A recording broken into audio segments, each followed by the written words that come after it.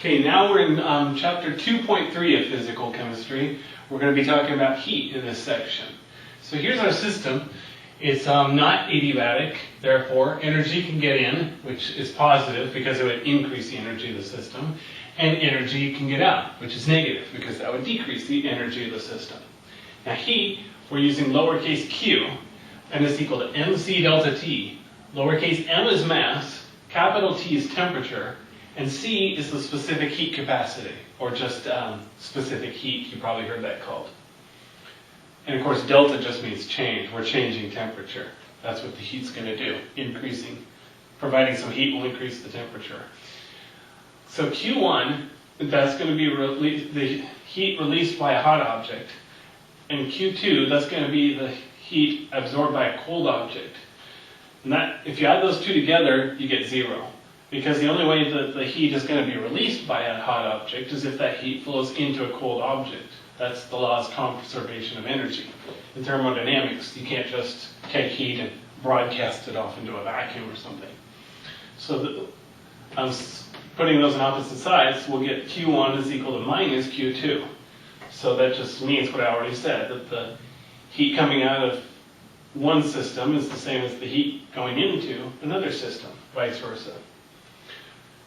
So what we have here, mc delta T, let's say that we have these two systems here.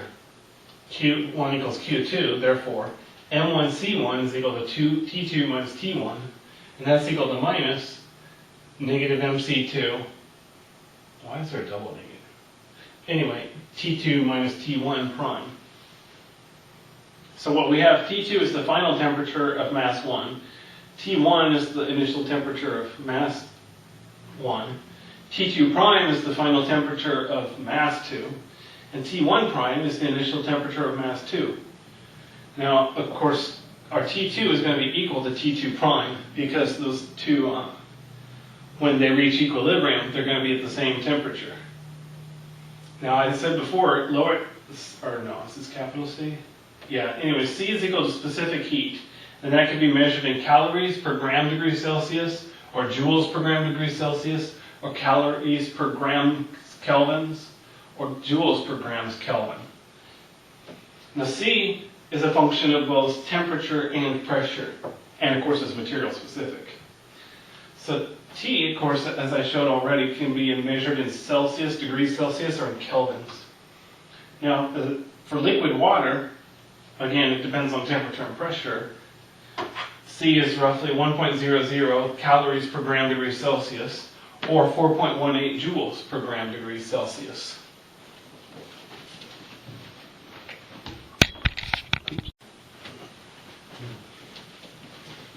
Continuing on chapter 2.3 of physical chemistry here. Now we're talking about lowercase c, which is specific heat capacity or specific heat. Now we can impose a constant pressure on any process we want. So we had before that the differential of heat is equal to mc dt. Now with constant pressure then we have differential of heat at constant pressure is equal to mc constant pressure dt. Now integrating both sides of those then we'll get we have the integral of dq at constant pressure is equal to the definite integral from. Continuing on, chapter 2.3 of physical chemistry, we're going to talk more about heat now. Heat is denoted by the letter lowercase q, and it's equal to mc delta T, assuming that C is constant with temperature, obviously. So this is lowercase c, and it's the specific heat or the specific heat capacity. And in practice, it is actually dependent on temperature and pressure. But for simple problems, we're going to ignore that. Lowercase m obviously is mass, and then capital T is temperature. And in this case, you don't have to use kelvins, since you're doing a change in temperature. It can be degrees Celsius or whatever. So let's say we have two systems connected together, and we're going to allow heat to flow. So it's diathermic or non-adiabatic. What we already said, conservation of energy, if you have a certain amount of heat leaving this system, the same amount of heat has to go into this system. So that Q1 is equal to minus Q2. The reason for the minus sign is the convention. If this one is losing heat, then this one is gaining heat. If this one is gaining heat, then this one is losing heat. And of course we know from the zeroth law that the spontaneous direction of flow will be from the hotter temperature to the colder temperature. So we already have this formula, substituting that in. So Q1 equals Q2. So that means the mass of system 1 times the specific heat capacity of system 1 times the change in temperature of system 1 is equal to minus the mass of system 2 times the specific heat capacity of system 2 times the change in temperature. Notice we're going to go all the way to equilibrium. So they have the same final temperature, we're calling T2, but they could have different initial temperatures. So we have T1 for system 1 and T1 prime for system 2. So like I said, this is if you're going all the way to equilibrium, so they have the same final temperature. And of course, the units for a specific heat capacity is either going to be calories per gram degree Celsius, or joules per gram degree Celsius, or calories per gram Kelvin, or joules per gram Kelvin. Since we're dividing by grams, this is an intensive quantity. As an example, for liquid water, roughly speaking, of course, since it depends on temperature and pressure, the specific heat capacity is 1.00 calories per gram degree Celsius, or 4.18 joules per gram degree Celsius.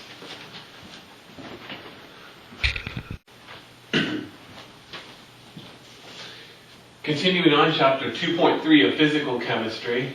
So we have the formula before that dq is equal to mc dt. Well, now what we're imposing is a constant pressure. So the subscript capital P here and there means that the heat transfer at constant pressure is equal to m times the specific heat capacity for constant pressure dt. If we integrate both sides of those, then we're going to get the heat transfer at constant pressure is equal to mass times the integral from temperature 1 to temperature 2 of the specific heat capacity at constant pressure dt with respect to T.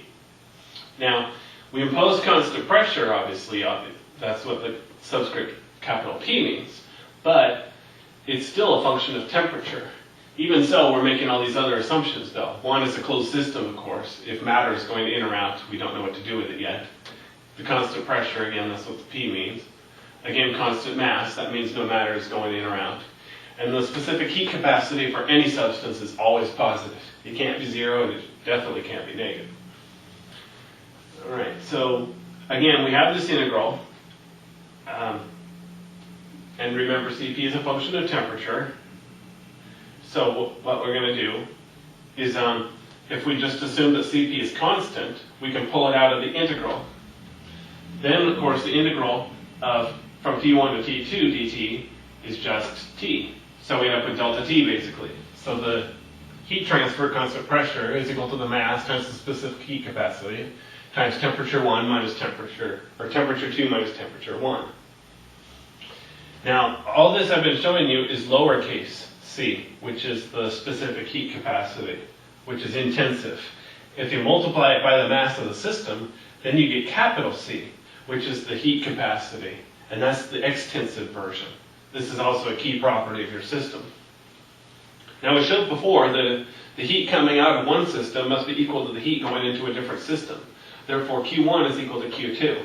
If we use these formulas and substitute back in, then what we have is the mass of system 1 times the integral from temperature 1 to temperature 2 of that same system times the specific heat capacity of system 1, which is a function of temperature with respect to temperature. And that's got to be equal to the mass of system 2 times the integral from temperature 1 to temperature 2 of system 2 times the specific heat capacity of system 2 as a function of temperature with respect to temperature.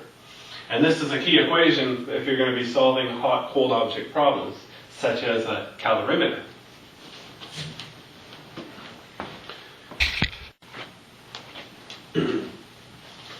Continuing on chapter 2, finishing up chapter 2.3, one thing to point out, though, heat we normally transfer through matter, but it can technically be transferred without matter, too, without making contacts between the two systems by radiation. If you take astronomy, you know that's how it's done on the large scale between suns, planets, and so on. However, in this class, we're going to focus for now on actually making contact between systems. Now, let's say we have two systems, A and B. Temperature of system A is greater than temperature of system B. then the heat's going to flow from from system A to system B. Q, our heat transfer, is irreversible as long as the two temperatures are different. Eventually, when they come to equilibrium, temperature of A will equal the temperature of B, and therefore that's when Q becomes reversible. As we said before, heat will flow spontaneously from the hotter object to the colder object. Which brings us to the zeroth law of thermodynamics. The zeroth law of thermodynamics explains how temperature behaves, basically. Let's say we have three systems, and we know that A is in equilibrium with C, meaning they're at the same temperature. And we know that B is in equilibrium with C, because they're at the same temperature. Then we know that A is also in equilibrium with B, because they're at the same temperature. So that means if A is the same temperature as C, and B is the same temperature as C, then A must be at the same temperature as B. If you've taken a lot of math, then you'll know this basically defines temperature as an equivalence relation. If you're not a math major, then never mind.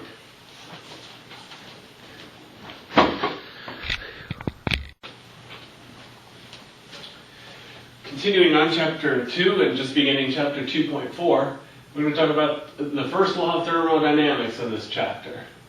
Now, first of all, symbology.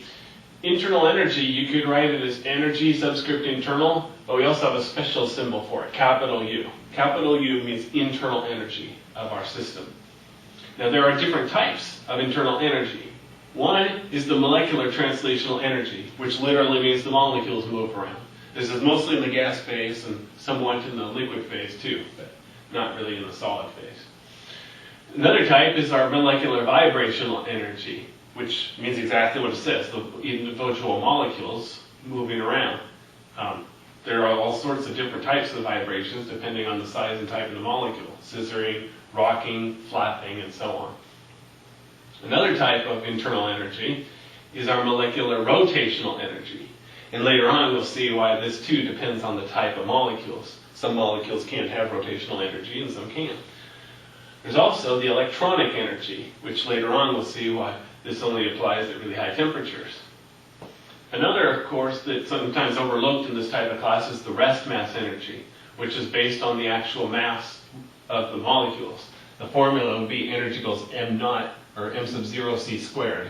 M sub 0 is the rest mass of the matter, electrons, nuclei, whatever. The reason this is ignored is because it's constant. We're not doing any nuclear chemistry. And then another type of internal energy is the potential energy of the interaction. In other words, intermolecular forces, which obviously if you have a reaction, you change the type of molecules and the type of intermolecular forces can change. But for now, we're not going to do any actual chemistry, so we're mostly going to be ignoring these forces and assuming they're constant. Now, total energy is the energy total, E sub total. And it's equal to K plus V plus U, all capital letters. Now K, of course, is the kinetic energy of our system moving around as a macro, as a one. And V, capital V, is the potential energy of our system, maybe being up off the ground due to gravity or whatever. U is the internal energy. Now, so K and V, these are macroscopic. This is what applies to the entire system together. U is microscopic. This is the actual stuff that you can't see. We listed up here. Now, what we're going to be doing is making a couple of assumptions for most of this class. One is that the system is at rest. Therefore, the entire system as a whole does not have any kinetic energy, and K equals 0. Another assumption we'll be making is that there's no external field, such as gravity, on the system, which means that the system has, as a whole, no potential energy, and therefore V will be equal to 0. Therefore, in most of this class, we're going to be assuming that the total energy of the system is equal to the internal energy. And of course, energy is the extensive property. It will scale with the system. Also, getting into towards the first law of thermodynamics, there's only going to be two ways to change the internal energy. One is Q, which is heat, and one is lowercase w, which is work. So delta U, the change in internal energy, is equal to Q plus W.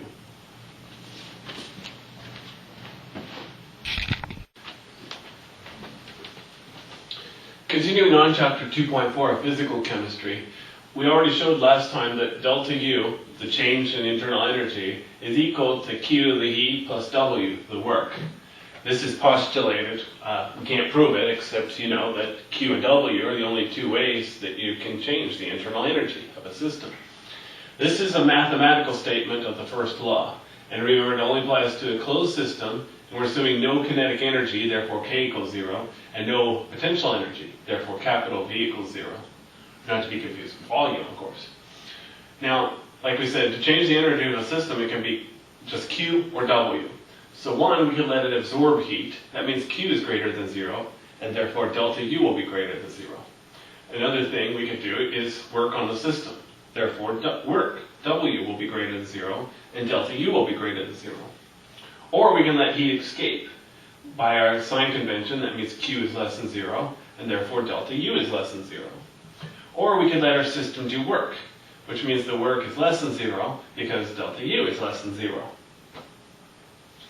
Now what we showed before is how the heat leaving the system is the heat entering the system. Or likewise, if the system is doing work, then the surroundings are work done onto them. Therefore, the total energy of the change of the system has to equal the total energy change of the surroundings. Or put simply, since one's positive, one's negative, adding them together, we'll get 0. So the total energy of the universe will be constant. Remember, we're using the lowercase subscript SYS for system and SURR for surroundings. Now for an infinitesimal change, we have the derivative form of that. So we have du is equal to dq plus dw. So the differential of internal energy is equal to the differential of heat plus the differential of work. Now U, of course, is a state function, just like capital V for volume, capital T for temperature, or capital P for pressure. What that means is that if we know that end state U2 and the initial state U1, we can simply subtract them to get the change in energy. Here's an example of U2 up here, U1 up here. These are the same ending state and initial state, but we've drawn three different paths between them. One is direct, one is somewhat direct, and one is absolutely zigzagging. What it means is since they end up, remember, at the same end state, the same initial state, the path is totally irrelevant. You don't need to know. On the other hand, though, Q and W, heat and work, are not state functions. They are path dependent. So the work done in this process, the work done in this process, the work done in this process could be totally different. The same with the heats. Now, sometimes people use the convention, when you draw dq, you put a line through the d, or dw, you put a line through the d. And that just is a reminder that it's path dependent. That is not necessary, and we will not be doing that convention in this class. But if you see it, now you know what it means.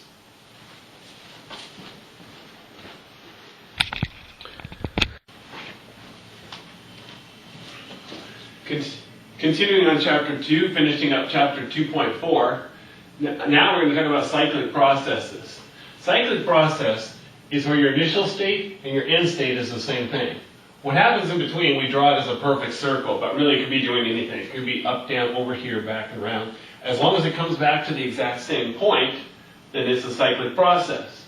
The important thing to remember is that delta U is equal to 0 for any cyclic process. In fact, later on we'll be showing that the change in any state function is equal to 0 for any cyclic process. On the other hand, since Q and W are not state functions, we don't know what they are for a process. This process could be converting Q to W or vice versa. We'll get into that in a bit. Now, of course, capital U, internal energy, is an extensive property, and it's measuring units of energy, such as joules or calories. Now, sometimes we want an intensive version. Therefore, we have the internal molar energy. You take capital U, divide it by n, the number of moles, and you get U subscript m. So then we have capital U, the extensive version, and U sub m is the intensive version. Now, we have a whole bunch of state functions. So far we have capital U for internal energy, capital P for pressure, capital T for temperature, capital V for volume. We're not really going to be talking about capital V for potential energy anymore, but it too would be a state function.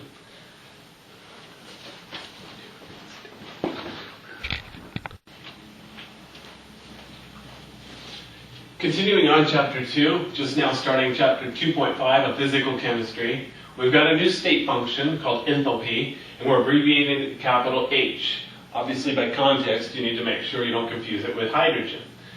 Enthalpy we're defining as U plus PV. Now remember, U was our internal energy, capital P is pressure, capital V is volume. Remember, we're not going to be talking about V for potential energy anymore. PV has units of energy. Obviously, the only way you can add these two is if they have the same units. Enthalpy has units of energy, internal energy has units of energy, PV has units of energy, joules or calories. Now, we can't find absolute values of H or U. I mean, obviously, we have an absolute zero for volume and pressure, but we haven't defined an absolute zero for U or enthalpy. So, delta H is equal to delta U plus delta PV. Watch the parentheses because remember, both P and V are variables. They can both change at the same time, and you need to know how they change. So first thing we want to do is just assume that pressure is constant. So what we know is that pressure 2 is equal to pressure 1. We're just going to call it P for pressure. So we still have from before, the changes in internal energy is equal to Q plus W. And we're going to have constant pressure, so we're going to denote Q as Q subscript P for pressure. Now we also showed before that work is equal to the minus integral of P dV, and that's from volume 1 to volume 2. Now, since internal energy is a state function, we know that the change in U is just U2 minus U1, so that's equal to Q plus W. Therefore, we're going to take Q minus the work, which is pressure, times the integral of V1 to V2 dV. Since pressure is constant, we pulled it out. The integral of just dV, of course, is just V. So that gives us V2 minus V1, or delta V. So where are we? So we're going to rewrite then QP as solving for QP is equal to U2 minus U1 plus pressure times the change in volume. So we're going to rearrange that a little bit, get all the U2s and 1s together, so that our Q at constant pressure is equal to U2 plus P2V2 minus U1 plus P1V1. That, therefore, is equal to the enthalpy of 2 minus the enthalpy of 1, or the change in enthalpy. So what we know is that for an isobaric process, or isobaric process, which means constant pressure process, the Q at constant pressure is equal to the change in enthalpy. And of course, this only applies to a closed system. And for now, we're assuming that the only type of work is pressure volume work, as opposed to electrical work or something. So, like I said, delta H for constant pressure process, we can calculate it just delta U plus pressure times the change in volume.